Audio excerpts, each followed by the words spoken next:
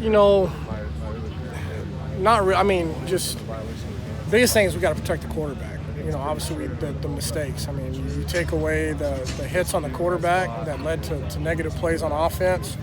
They stalled drives or killed drives or ended up in turnovers. And like I said, those are huge plays, but we can eliminate, I think there's like 4 of them, maybe 5. You eliminate those and the penalties, you're probably clean game in there. You know, I think that was a good team that we played.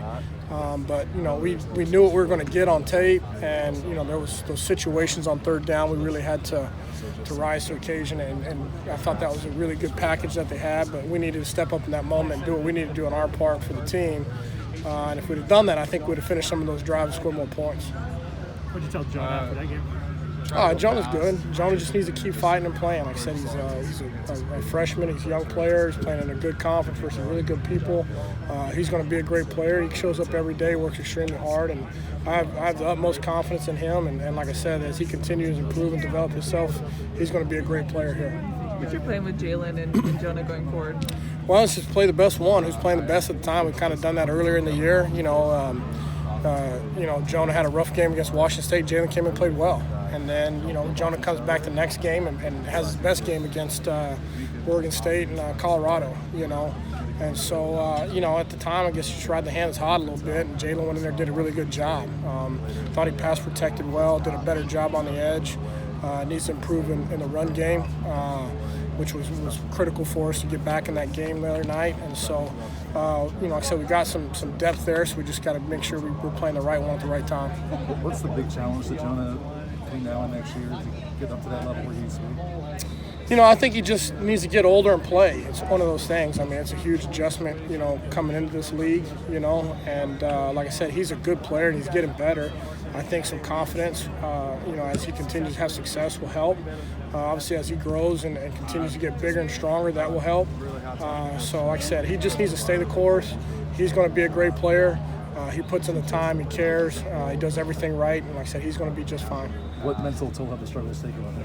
What do you say now? What mental toll have the struggles taken on him? No, he's fine. It's like I said, he understands his job. He goes out there and competes hard. You know, sometimes there's some bad matchups. Those guys had big defensive ends, which wasn't a good matchup for him. Jalen was a better matchup against those guys. There's some guys that are a little bit more speed guys, a little smaller type guys that Jonah matches up better against sometimes with those guys. You know, so.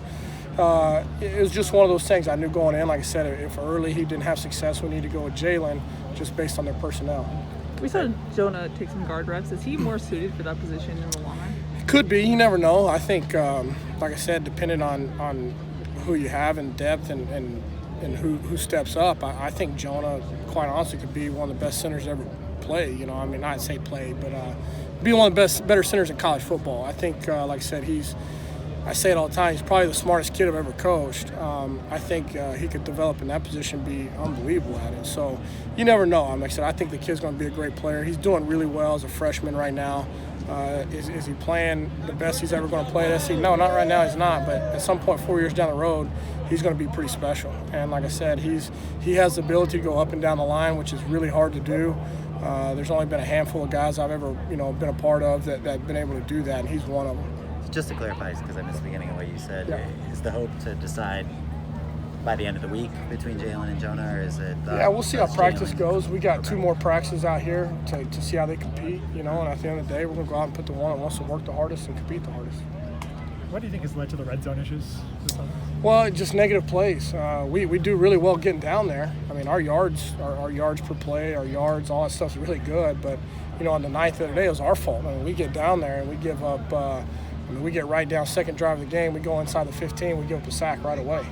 Flip the field, you know, get some yards back, flip the field going in the second quarter, and we get the quarterback hit, which led to an interception. You know, we get points there, and then we get down in there, and you know, whether it's whatever it is, it's mistakes. It's not making the play. It's giving up a sack. It's a penalty. It's all self-inflicted, you know, and until we solve that, we're going to continue to have red zone problems. So we got to get that fixed, obviously.